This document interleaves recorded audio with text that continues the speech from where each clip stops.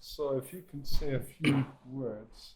Okay, so as I say, my name's Liddall, and I head up a new charity called People Know How. Great. Okay. Glenn, can you talk about your role and your relationship to care work and support work? Yeah. So over the last 20 or so years, I've worked in the voluntary sector in Edinburgh. More very recently, I've made a change and head up a new charity, as I say, called People Know How. But for the last 16 and a half years, I've worked with a charity called Crossreach, which is part of the Church of Scotland, in a variety of different areas of work, working with adults, children, young people, um, instigating new services, developing new services, and monitoring evaluation and outcomes has been a big part of that. Right. Well, just to let you know, all of this will be anonymised. I made this decision because it's better. It's just better for everybody. So at the end, I'll type up these reports and extrapolate, and Yep. then hand back to people and make sure that everybody's Yep. going, yeah, this is representative. Yep. So, can you tell me about the successes you've had in delivering support and care work? Oh, that's a good question. Because I'm thinking, how do you define success? So, one way of defining success, which is what a lot of funders want, statutory sector, local government, Scottish government want, is success defined by outcomes and defined by impact and defined by targets, objectives, outcomes that are set at the beginning of a project, the beginning of a piece of work, whether that be, a 1-year project, a 3-year project, a 5-year project, or an individual plan with with an individual person. They set it at the outset. And whilst that's quite nice in terms of the analogy of how do you know if you've got there when you don't know where you were aiming to get to, it misses out so much work that happens and so much success that takes place, which falls out with those parameters.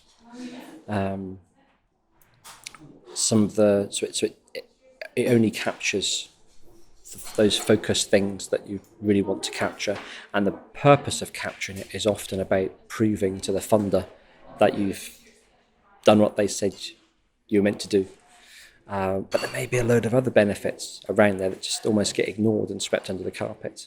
I'll give you a good example of that is where you have a project which involves working with volunteers, and one way of looking at that, one lens of looking at that is what is the benefits to the volunteers. So if you're a funder that's funding the work because you want to improve opportunities for the volunteers, they're looking at a list of outcomes that benefit the volunteers. If, let's say, for argument's sake, that volunteering is about supporting older people through a befriending service, then another funder would be looking at it in terms of what's the benefits to the older person. And it seems as if no one's able to actually look at the benefits to both sets of people. Because people, no, the bit of work we want to fund is with the volunteers, or another bit of work we want to fund is how is that going to benefit older people and their quality of life. So I think often there's this, you just miss so much of the story, so much of the successes through the systems. They actually, rather than gathering the successes, they miss the successes because they're so focused. Does that kind of make sense? Yeah. Yeah. Yes. Yeah. It's these kind of subtle understandings, and situated understandings that I'm keen to get at. Yeah. So in the interview, I'd like you to take it where you think is important for people to understand the complexities of your work. I'm not sure if I'm on the right track here, but I think another thing to be really aware of is that the way that funding is structured now, and again, whether that be Scottish Government national fund, actually international funding, national funding, Scottish Government funding, local authority funding, but the sort of statutory element of funding, or whether it be philanthropic or trust funds, they all tend to go down a route of outcomes, and they all will have very particular criteria about what this funding is for and what it's to achieve. And that makes sense, because actually that's the way the world works. If somebody has died and left millions of pounds in trust and have said they want it for the benefit of, you know, of animals or, you know, environmental issues, well, then that's what they want it for. That's fair enough. But what happens in reality is that when you get all those different pieces of criteria, people then build pieces of work to fit the criteria. And again, I don't know of a way around that. That's human nature, that people see, well, I want to do this on one hand, and there's a piece of funding over there which is asking for us to do that. It's not quite what I'm looking for, but by jolly, I'll make it fit. That's human nature. That's creative. That's using your initiative. But it does mean, I think, that again you miss something in that translation when people are fitting things to a funding stream. That's helpful. Yeah. It is. Yeah. It is. Do the current systems of administration help you achieve the successes you want to achieve? Yes and no. You'd expect that. One aspect which has been talked about for many, many years between funders, and again that's both non-statutory and statutory funders, is this idea of writing a report that would satisfy a multiple audience. Now, I have managed to do this on a kind of informal basis a couple of times, where we've had a project and it's been funded by a trust fund, and it's also been funded by a local authority, and they've been the two main partners, and they've said, actually, we'll accept the same report. Now, that is the exception. Normally, they'll say, no, we've got our reporting templates. There's a way we want you to record it. We're looking for 5 outcomes. You know, the other crowd's looking for 3 outcomes. And it's like, no, you have to report it through that template, through that system. So yes, there are sometimes you can get those systems to work together, but that's been more on a kind of informal basis. And it's almost a grant officer, you know, and a commission officer kind of seeing sense and going, oh yeah, don't write that report twice in different ways. We'll accept it as the same report. I know there's been a movement and a conversation happening between funders, particularly non-statutory funders, for them to look at ways that they could make that formalised. So particularly looking at the really big funders like Comic Relief, BBC Children Need, Esme, Fairburn. There's some really big funders that fund the charitable sector.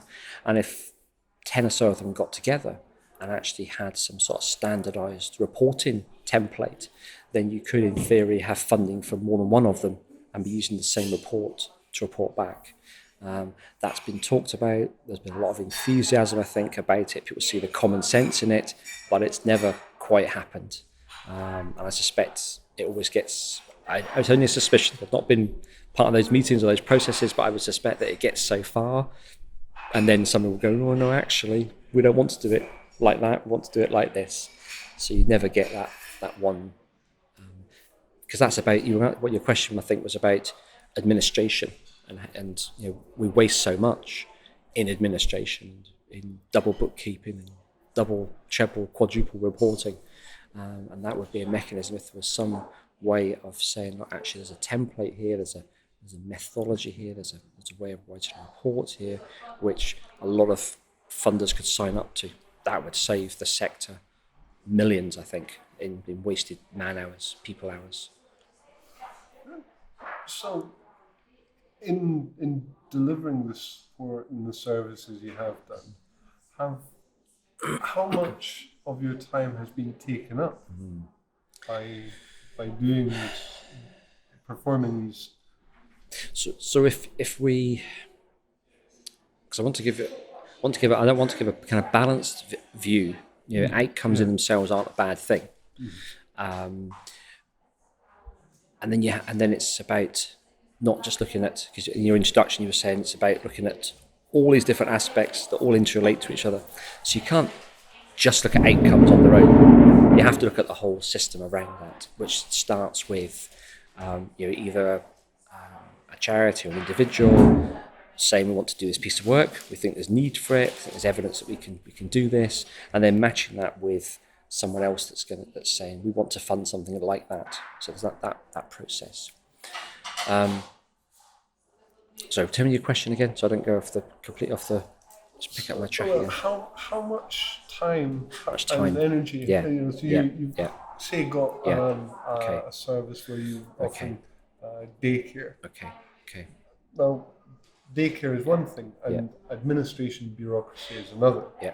So. So it's hard to give a percentage or proportion of how much time gets spent, but a lot of time gets spent even before a project can be set up. And it's not to say these things are wrong, but it's a fact that you have to find evidence of need. You have to be able to find evidence that what you're proposing has got a good chance of being successful. You have to nowadays be looking at how do you work collaboratively, how do we work across organisations, across sectors, how do we pool resources, and that's not just money, that's buildings, people, knowledge, computer systems. So the actual process of pulling together a project these days can take months and even years to bring it together successfully, and successful in terms of being able to put that together into a funding application that may be multiple applications to different funders saying, will you fund 20%, will you fund the building's costs, will you fund the staff costs, will you fund the money to support the volunteers. Often there's a multiple application process. That can take a huge amount of time and effort and money, ultimately, because time is money.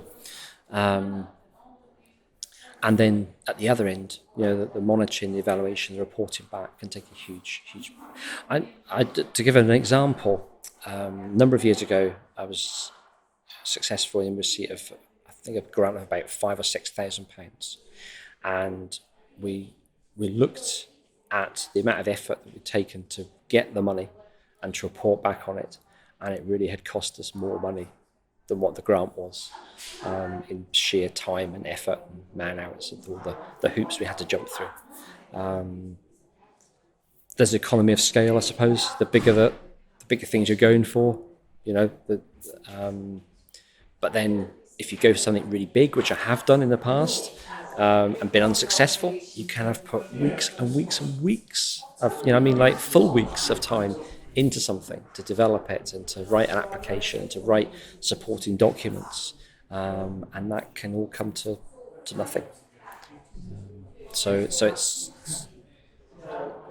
if there's a way of being more targeted, focused, efficient with that administration, that would be a good thing, absolutely. But you have to have some of it. I think we can't be naive and go, oh, just give us the money, let us do the job. And I know some charities, some people have been quite vocal. Like, we've been running this service for the last 20, 30 years, just give us the money and let us do it.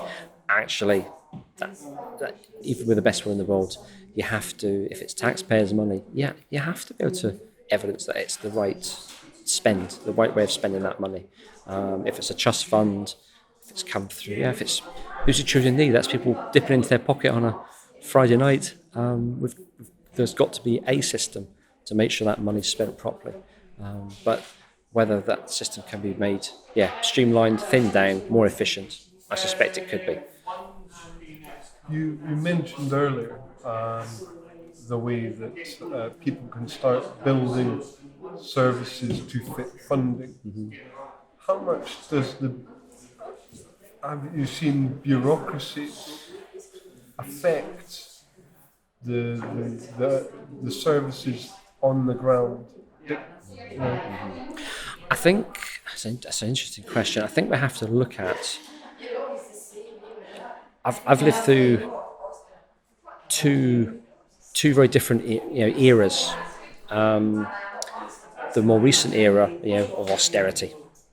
And really, if you look at government spending, it's over a number of years, it will have shifted by a reduction in the sort of state spend by probably about 10%. You're very good at looking at statistics, those kind of things, but I think you probably find there's been a reduction by about 10% of sort of state funding. So you have to bear that into mind, that as through the last 7-8 years, everything's been contracting, everything's been reducing, getting tighter. The 10 years before that, broadly speaking, I'm only aware of it now. I wasn't aware of it at the time, but those were the good old days when budgets were expanding. I'll give you an example of that. If you go back to the beginnings of the Blair government, they put an extra £100 million into drugs and alcohol services in Scotland over a 3-year period, first bit of that government. And they didn't put in place any monitoring, evaluation or outcome systems at all for £100 million. That's wrong. They should have. 18 months in, they panicked, and all of a sudden you started getting, what are you doing with it? Report back on us, and we're like, what we meant to report back on? You didn't ask us to collect that data, those things. So we've lived through some really different eras where money was very freely available. I say we didn't realise at the time, and money was spent by governments. It's like your household budget.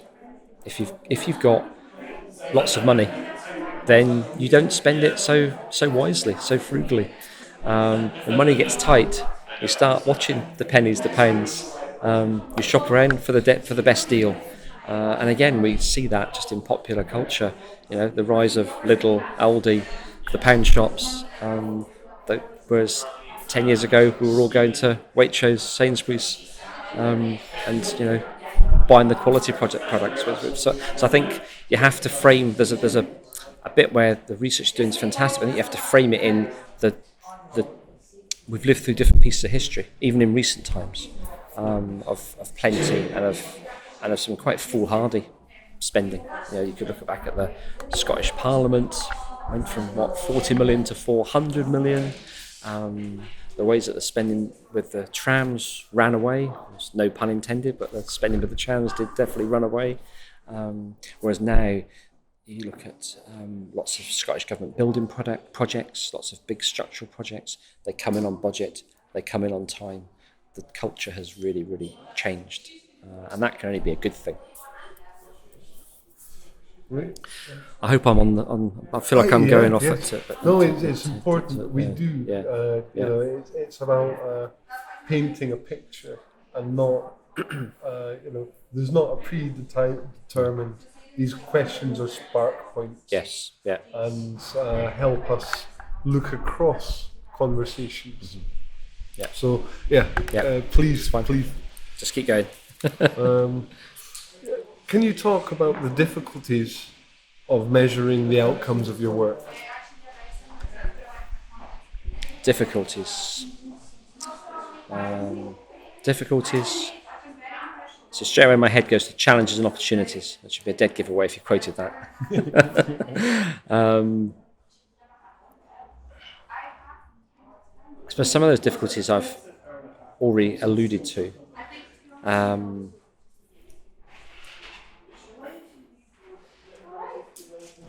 I'm trying to sort of group them together in some way. I think the major challenges are around, I've already spoken about kind of multiple reporting.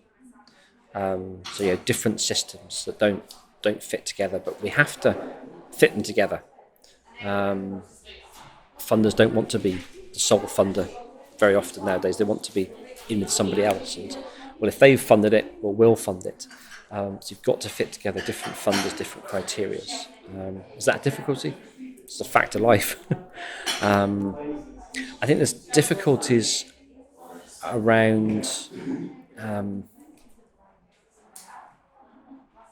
wanting to try and probably reframe the question a bit. So I'm thinking in terms of statutory spending, they currently have to reduce spending. End of. That's a fact. How do they do that? How thoughtful is that? How intelligent is that? I think there's probably been a mixed bag. The charitable sector is probably quite an easy sector to pick off. And these are things that are quite hard. They're anecdotal. They're quite hard to prove, but you just have a sense that, when those kind of things happen, that money can go inward to a local authority or to a health board. Money that would in the past perhaps have gone outward to the charitable sector, which would then give it added value. I'll give you an example of a situation recently of a service, 3 aspects of it delivered by voluntary sector, 1 aspect of it delivered by a health board. And they said, right, we're going to put all this work out to tender. And then a long way into that process, they decide that, well, we'll put it out to tender for the charities that are involved, but actually we can't really put it out to tender for the health board. We'll just continue to give them the same amount of money, and they can just pretty much do what they do already. And I didn't quite understand the logic in that. Why can't you apply the same kind of checks and balances and systems and ask them the same questions that you're asking charities around a piece of work and around efficiency and value for money and outcomes, just to kind of park up? And I've seen that happen a number of times over the years within local authority spending and with health spending, that all of a sudden, well, they're not part of it. They can just get their budget. That's okay. Whereas there's for the voluntary sector, they're talking about EU law and procurement law and, all these different, invisible things that they have to all of a sudden do, but doesn't count for the voluntary sector, for the statutory sector. Doesn't apply to them. I think that's a big difficulty, because the difficulty then is about mistrust between the statutory sector, mistrust between the voluntary sector. And that just breeds so much, the negative outcomes, to use the word outcomes, around having mistrust in any situation is very self-evident, I think. Yeah. Can you think of helpful and unhelpful examples of bureaucracies in relation to your work? Now again, yes and no. And I can think of the same bureaucratic structure, which has been a helpful thing, and both an unhelpful thing. And maybe that's, again, perhaps the nature of things, that it's never perfect, but something can be better than what it was before. So I'm just drawing from my own knowledge here, in terms of how services for around drugs and alcohol are delivered within Scotland. There have been,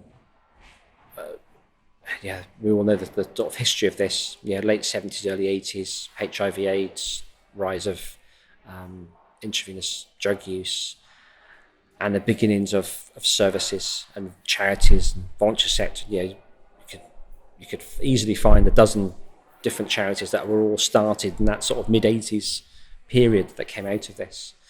To begin with, that wasn't coordinated at all very well. Then it was better coordinated, and often coordinated within a health board framework or within a statutory sector framework. And we had drug action teams.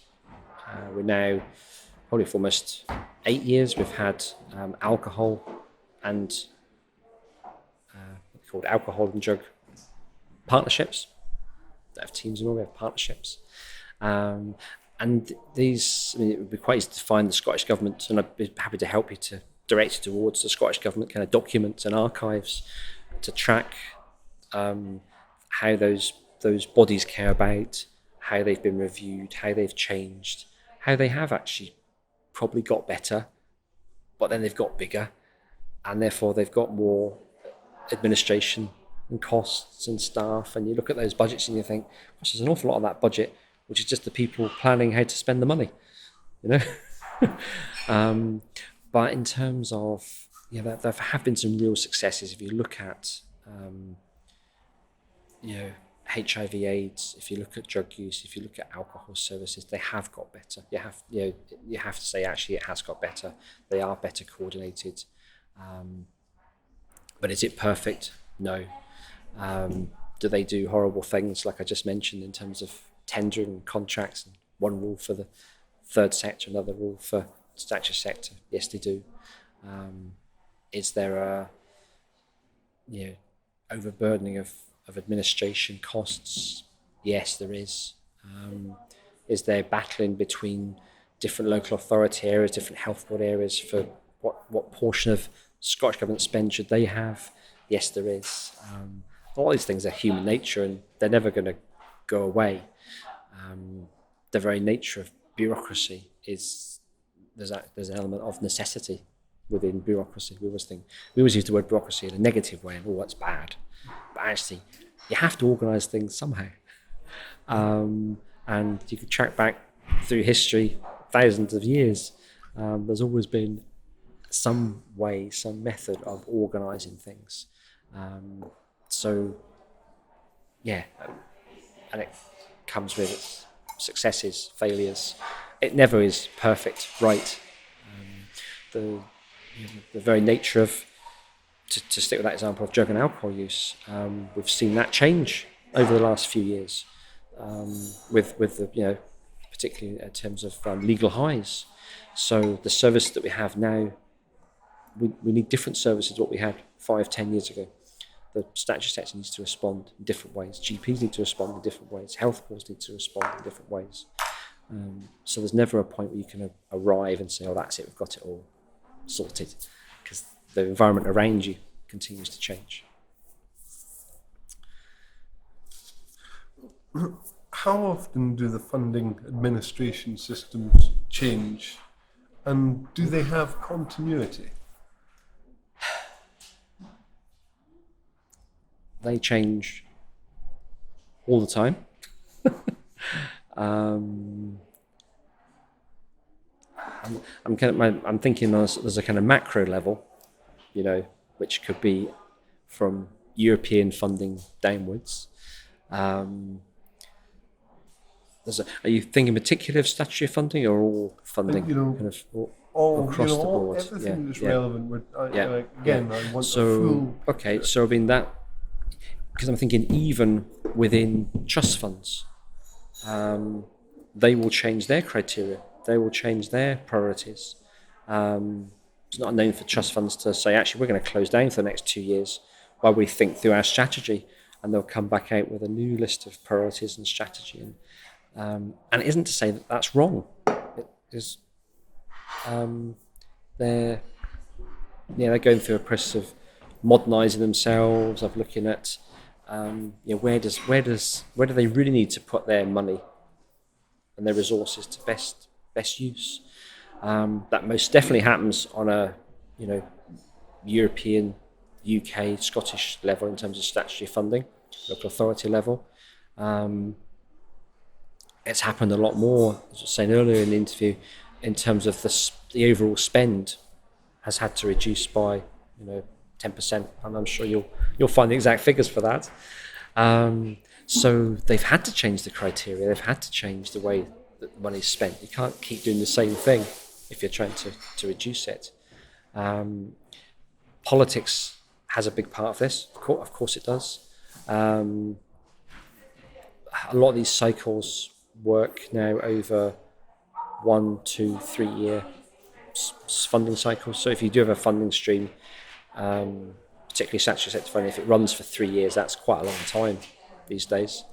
And often that can be, it runs for a year and then another year and then another year. So nobody could actually start 3 years, and then plan for 3 years. They're planning for a year and then thinking, will there be more money? Will we? And they're saying, oh, there will be more money, but actually it's a bit different to what we were looking for last year. So can you do something a bit different this time?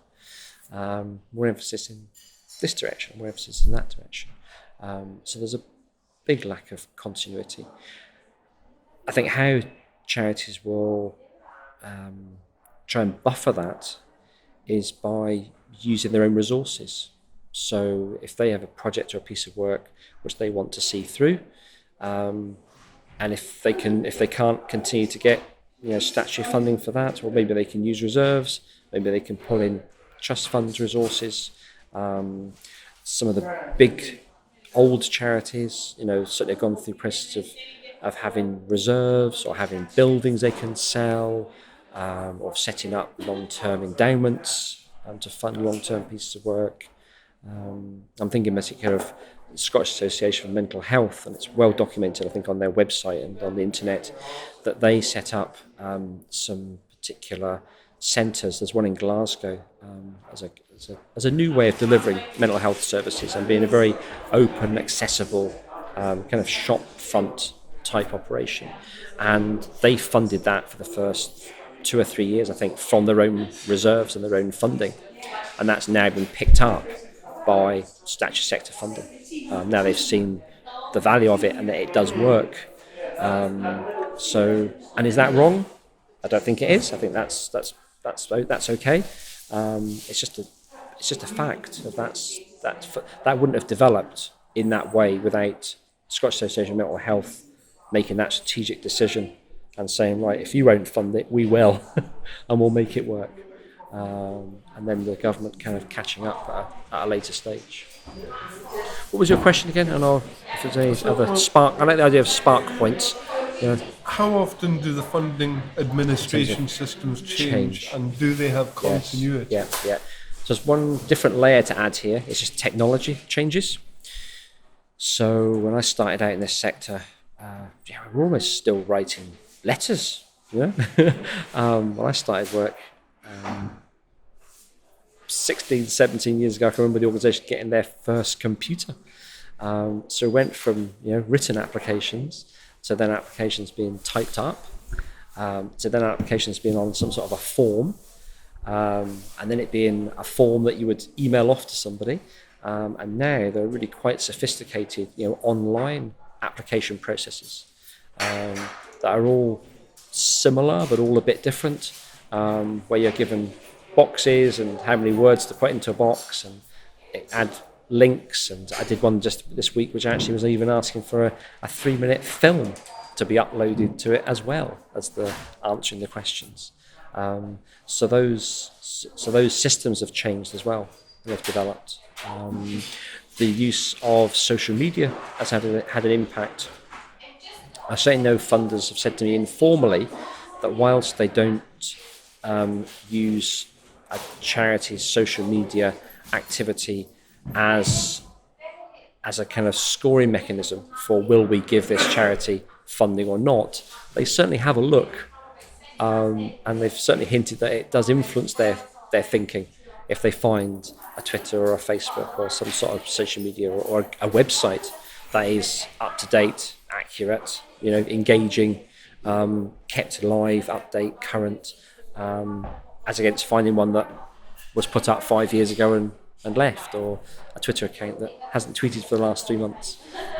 So I think that's been another layer that has that's been added, which you could say for some people they would see it as a burden, other people would see it as an opportunity. It's another way of communicating, engaging with people. I think it's a really a good thing, but it is very resource intensive, and I do wonder if I'm sure I saw something yesterday on Twitter, ironically, which was saying how many hours we're all spending on social media, whether that's personal or work, and you kind of think, oh, is that a good use of what can easily be 1, 2, 3 hours? There certainly are things that I have found on the internet and Twitter that I wouldn't have found otherwise. But if you did a kind of cost-benefit analysis, is it the best way of gathering information? I don't know. There are just we live in this world now of multi-channel ways of communicating. We used to just get letters through the post, didn't we? Or someone would send us a memo. We would see a poster up on a notice board or something. Whereas now there's a whole way of different things coming at us. Yeah, very important considerations. Do the funding structures allow you to plan long term? Okay, so that's a similar sort of follow-on question in terms of continuity. I suppose you have to define what's long term. And nowadays, you could kind of argue, 3 years is long term. It's not really, is it? If you're looking at strategy, you want to be looking at 5 to 10 years.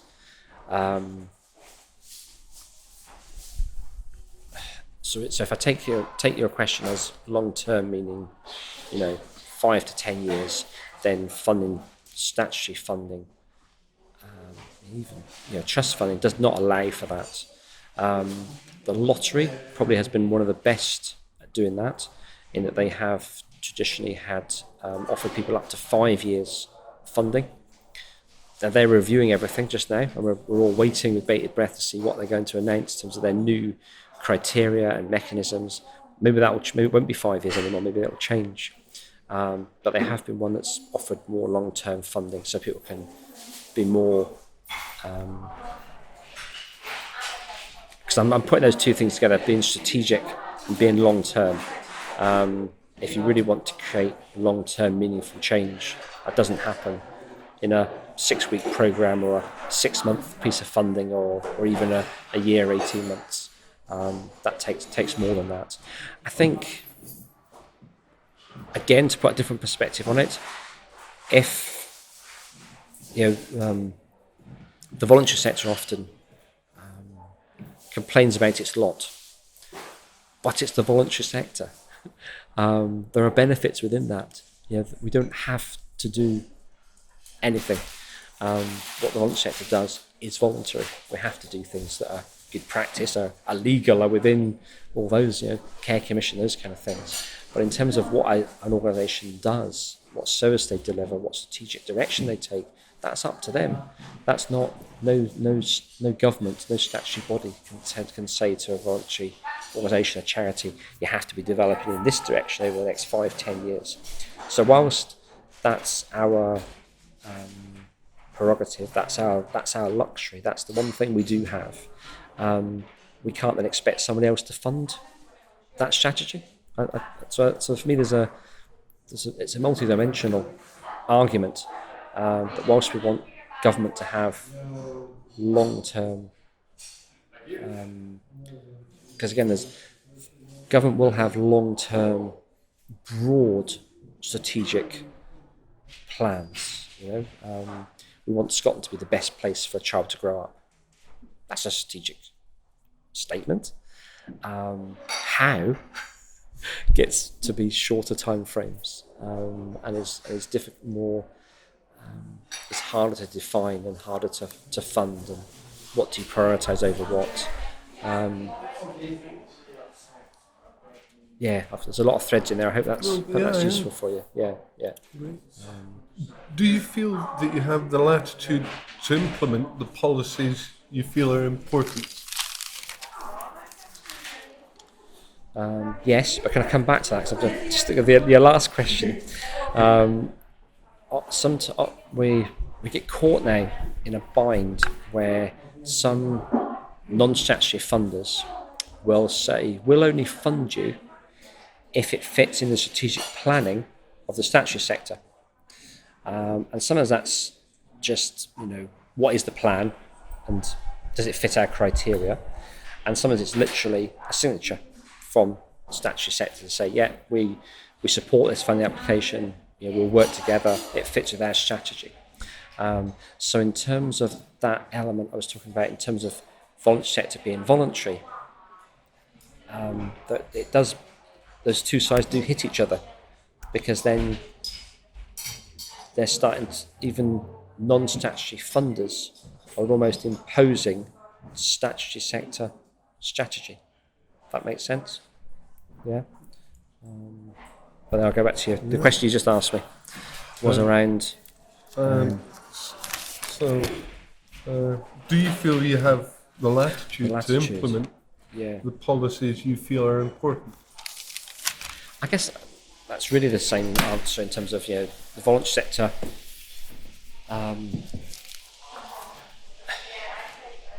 There's a lot of that. It's really just reiterating what I've already just said. But where there's a responsibility, there's an accountability on each charity, on each part of the voluntary sector,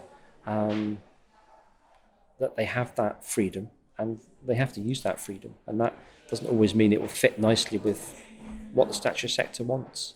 That's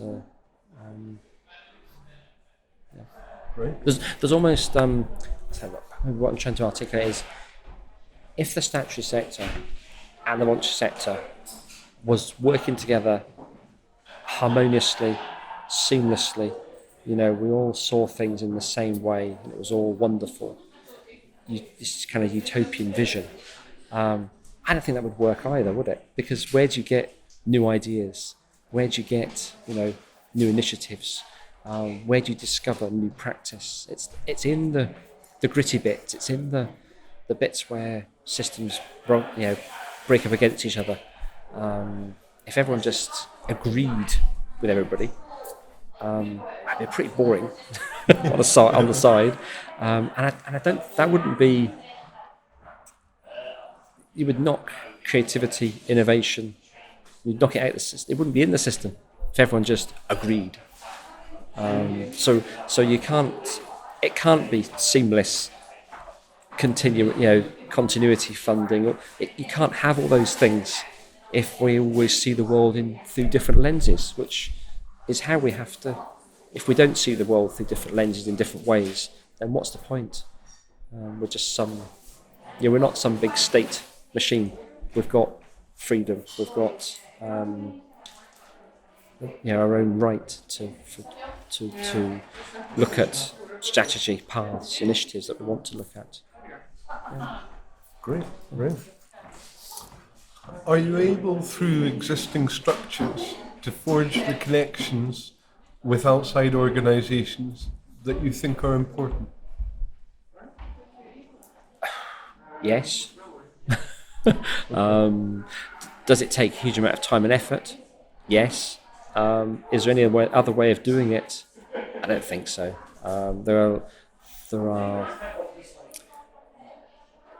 There are so many different networks, associations, bodies, groups, distribution lists, newsletters, websites to sign up to.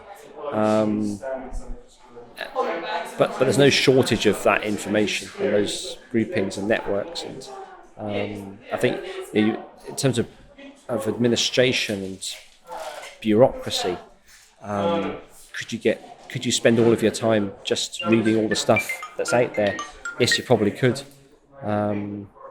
That's kind of helpful. Yeah. Do you feel the language used in administration and outcomes and measurements culture adequately represents you and your work? Do I feel what represents my work? The language. The language. The language in the bureaucracy I don't think it does. But that's never. But that's a similar thing. It's never going to be. There's not a way of changing that in one. That's it. We've got it right now. That's the right wording. That's the right language. That's an evolving thing. There's that idea of everyone being able to sit in the room and just agree. It's the same. It's that same idea. So no, it doesn't. But that's the world. That's. Is the sector adequately funded and resourced? The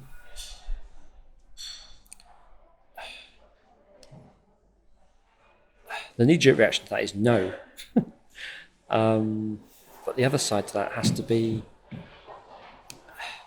in many ways, just taking a very much bigger perspective. It's a fact of life. There will always be more need than we can satisfy. I think if you look at history down the years, cultures, any system, there's always more need that we can satisfy. But then you have to look at the really big questions in terms of how do we distribute wealth? Can we distribute wealth more fairly? Talked yesterday about Fairer Scotland. We all know what we want. You can often get quite a big consensus of a group of people of the kind of society, community, lives they'd like us to lead. But how you do that is really hard. What's the priority? What's the thing that needs to be done uppermost? Recap that question again, so I keep going back to your... Is the sector adequately funded with resource? Yeah. So to recap, no, but then it never could be. I think no matter what you put in, you'd always need more.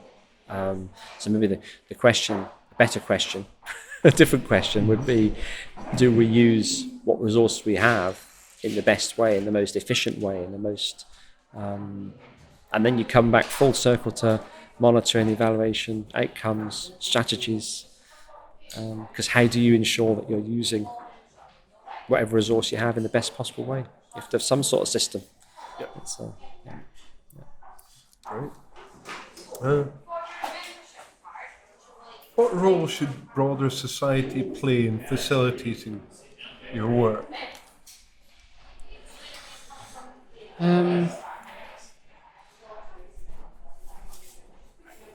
That's an interesting question. I think there's a couple of things going on there. I suppose there's one aspect of that answer. I think there's actually a lot of society is very aware of the work we do in terms of the social care sector, in terms of and even there's the traditional social care sector, and there's now this sector that's grown up of that's more grassroots, it's less about projects or services or taking care of people, but how do you encourage people, how do you resource people, how do you empower and facilitate people to do their own things, initiatives, pieces of work, small, large. How do you change things in your own street? How do you change things in the whole of Scotland? There's an American president, wasn't there, said something about what can you do for your country rather than what can your country do for you? And so I think there's I think in some ways people are very aware, and I think people are very involved, and we actually have a very vibrant charitable sector. Volunteering is very, very vibrant. Could we do more? Yes. Are there some sectors that ignore us? Yes, probably. But even just thinking where we are right now, we're in a bank doing this interview, and the fact that we're here is actually a recognition and their support for the work that we do. And I think it's in a genuine way, not just in a way that's nice to put on a website as sort of corporate social responsibility. But is there room for improvement? Yes. So how might the clients or service users best support you in achieving your goals and aims?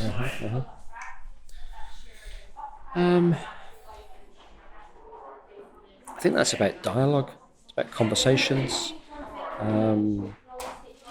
It's about... I've always found that generally people who use services are very keen to feedback on those services. And of course, especially if they feel as if it's really helped them, it's really been beneficial. There's almost a sense of how can I give back? How can I help? And if I can help by sharing my thoughts, opinions, my feedback, and that will in turn help other people, because it will mean that you continue to get your funding. That is often what it comes down to. People thinking, well, if I fill in this questionnaire, you could use that with your funders. I think people are really well engaged in that kind of process. Again, there's almost two ends to that. That there can be not enough sometimes, and sometimes there can be too much. And I think people can feel outcomes surveyed, questionnaire, consulted to death. There's too much of it. There's probably some sort of balance that needs to be struck in there somewhere. And I think to make it really accessible to everybody, and even I think it's quite hard to get the negative feedback. I think that's harder to get. I think it's easier to collect. 30 people came to our service and they said it was really good and blah blah blah. I think that's easier to collect than the 3 people who are saying, actually it didn't really work for me, and this is why it didn't work, and this is how it could have been better. And we don't encourage that, because funders, by their very nature, want to fund things that are successful. They don't want to fund things where people say, well, actually, we did an okay job, but actually we could have done that better. No one really wants to read that in a report. They should, but that takes a pretty enlightened funder.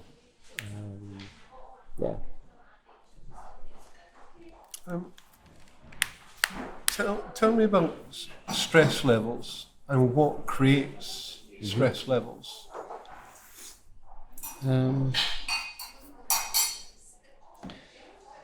Again, I'm thinking,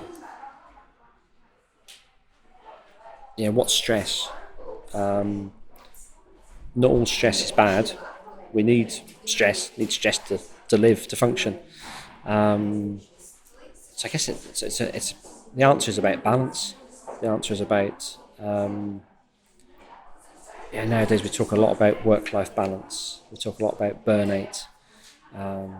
We talk, a lot of us, we carry around these little black machines wherever we go. So you don't, work is no longer in a nice 9-to-5 package. It spills over. But we demand services that are, we want supermarkets that open 24 hours a day. We want health service that's responsive 24 hours a day. We want people to work a 24/7 society. And yet we all demand that we want that clearly delineated. I'm working now, I'm not working now. And we've got a long way to go to get that balance right. And within reducing resources, reducing budgets, that's harder and harder to achieve, I think. There's another question which was suggested. The one person asked, are we really doing what matters in the sector across? I think that was a very intriguing question. Tell me about your reaction or your thoughts to that question. Are we really doing what matters?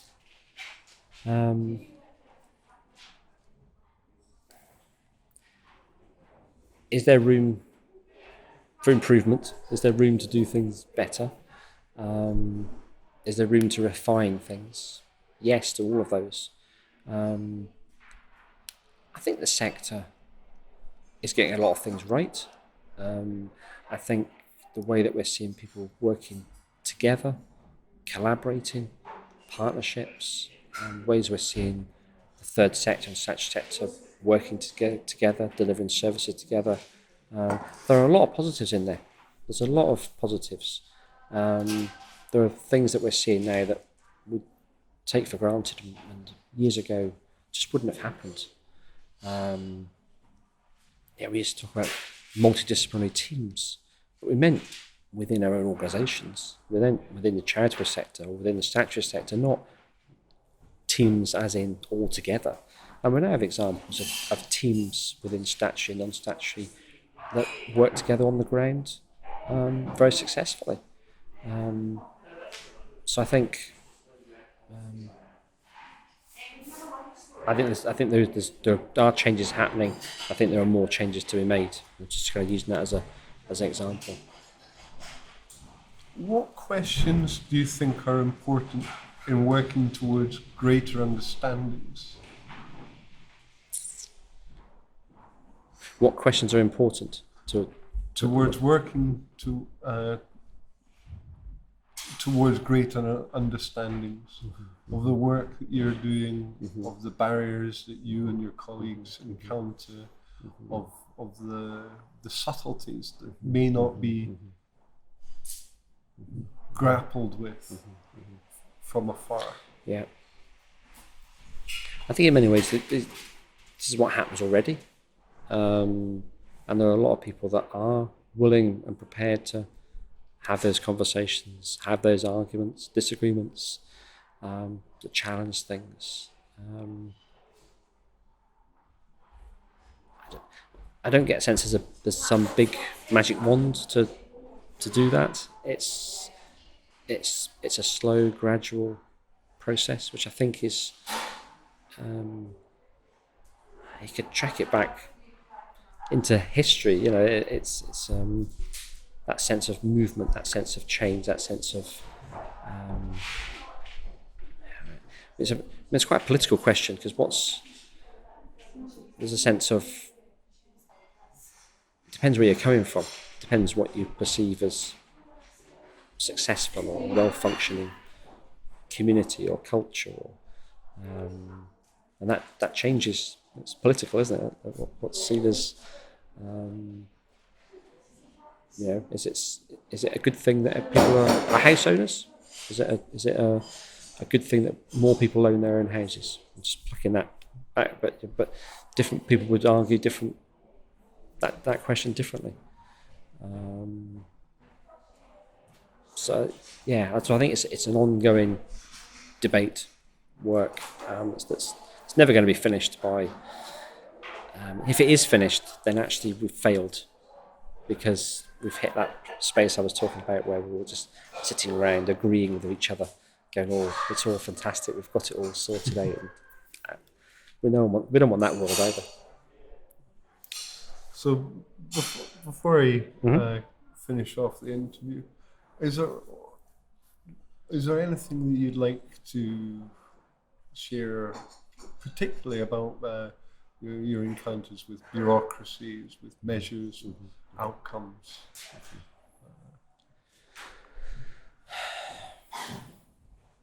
I think it's something about making things proportionate.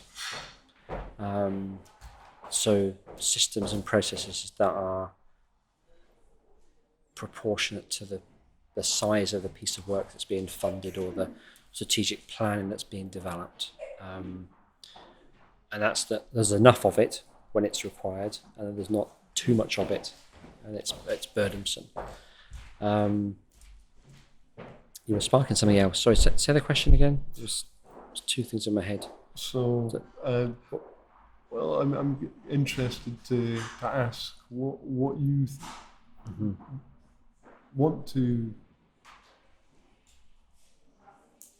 want people to be aware of in terms of the barriers that you and your colleagues encounter in trying to achieve your work, in the outcomes, in the bureaucracies, and the administration systems.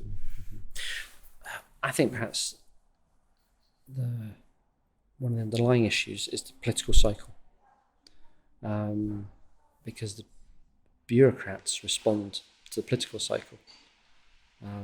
Politicians set the big frameworks, the big timelines, the big strategies, and then those have to be administered. So that's I think one of the roots of where this is flawed, in that our political system works on this 4 or 5 year cycle at best. So the more cross-party working you can get, the more, and we've seen that in some areas of policy making, where actually pretty much, cross-party. They've agreed, yeah, that's the way forward. So it's less of a political football that gets kicked about, and therefore time, money gets wasted by changing the direction. Yeah, there's probably more there, but can't think of anything more just now. Thank you very, very much.